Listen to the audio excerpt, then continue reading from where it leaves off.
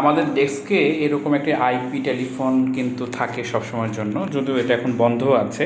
এখন যেহেতু শুক্রবার অফ ডে, সেজন্য এটা বন্ধ করে রেখেছি। তবে স্মার্ট সলিউশন আছে। চলেন আমরা একটু আমাদের অফিসের সার্ভার রুমে যাই, যেখানে আমি দেখাবো আমাদের সার্ভারটা কীভাবে আসলে কাজ করে। আমি আগে থেকে একটু শ্যুট টুট করছিলাম। এখানে আমার বড় মেয়েটা বসে আছে। হাই বলো।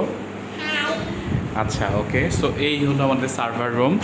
এখানে একটা সার্ভার আছে। আমি যদি একটু উপরে উঠে দেখাই আপনাদের, এই হলো আমাদের সেই আইপি নাম্বারের সার্ভার।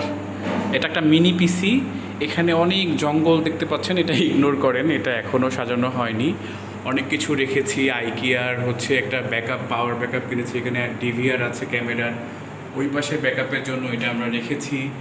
এইখানে ন্যাস রয়েছে, যেখানে আমাদের হার্ড ড্রাইভগুলো এর ভেতরে দেওয়া আছে। দেখছেন কিবোর্ডটা ঝুলানো আছে, কারণ নিচ থেকে একটা লাঠি দিয়ে এখানে গুঁতা মেরে এই ন্যাস চালু করা হয়। এবং এই যে মিনি পিসিটা, এই মিনি পিসির মাধ্যমেই কিন্তু আমাদের সকল কল, আমাদের অফিসের যত ধরনের call incoming outgoing IP number থেকে, যেটাকে আমরা কল সেন্টার বলছি, সেটা করা হয়।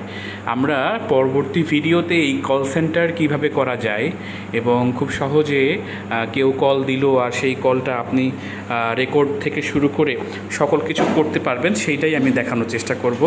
আমাদের আয়রাও হয়তো বা পরের ভিডিওতে থাকবে। সবাইকে সালাম দাও, আসসালামু আলাইকুম বলো। আসসালামু আলাইকুম। ওয়ালাইকুম আসসালাম।